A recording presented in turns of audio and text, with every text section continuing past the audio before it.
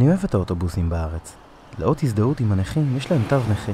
האוטובוס עכשיו יעצור לי ויקח אותי בחינם.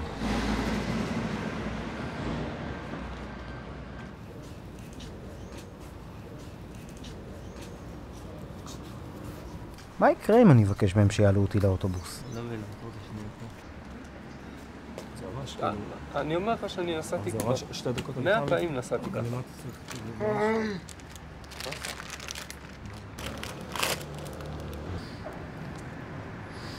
מצטער, אתה יכול לעשות זה עוד פעם? זה א' או ד'? אולי הוא רוצה כסף. זה כסף? אנאלפביתים.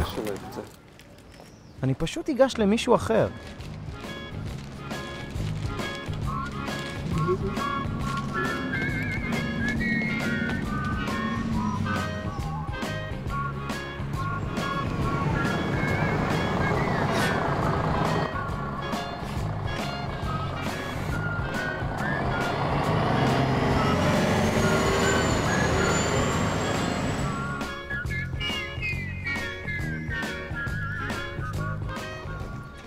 יש לי רעיון. אתה בסדר?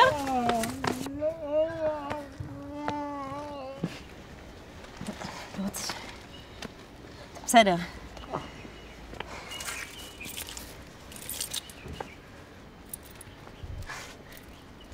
אתה רוצה טרמפ? רק ברחתי מהבית וכבר מצאתי בחורה יפה. אולי יצא בינינו משהו. איפה ההורים שלך?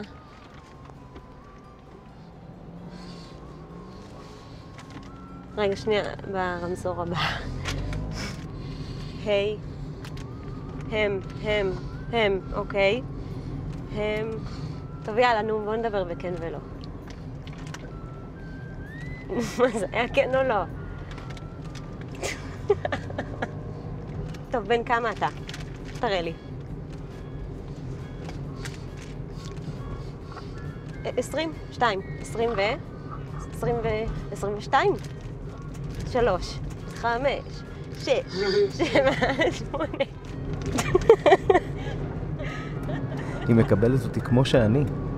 אולי יצא בינינו משהו.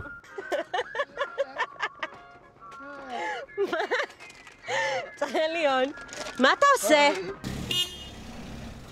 שהייתי צריך לנשק אותה רק על הלחי.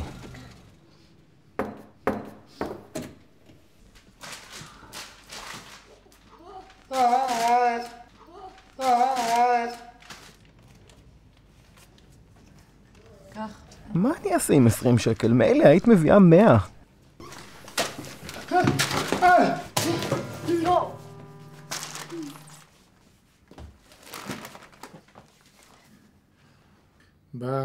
בקשה בקשר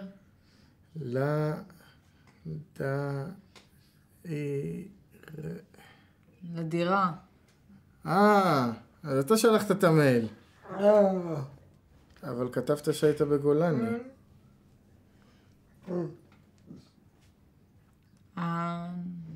אני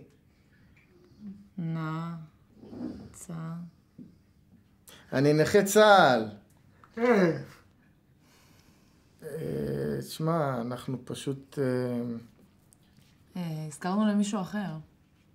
כן. אתה רוצה שניקח אותך הביתה או משהו? האוטו במוסך, שכחתי. טוב, יש עוד דירות בתל אביב.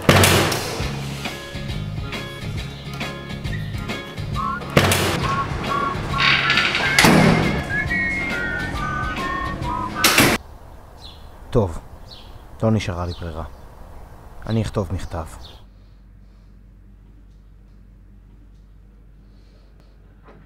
שלום חברים, אני פאבל. עליתי לבדי לפני שבועיים מאוזבקיסטן. כשנולדתי, הוריי השאירו אותי בבית היתומים. אני מחפש דירה, אבל לא מצליח למצוא. בבקשה קבלו אותי. אני רוצה להיות כמו כולם. תנו לי הזדמנות. וואו, אתה מעורר השראה.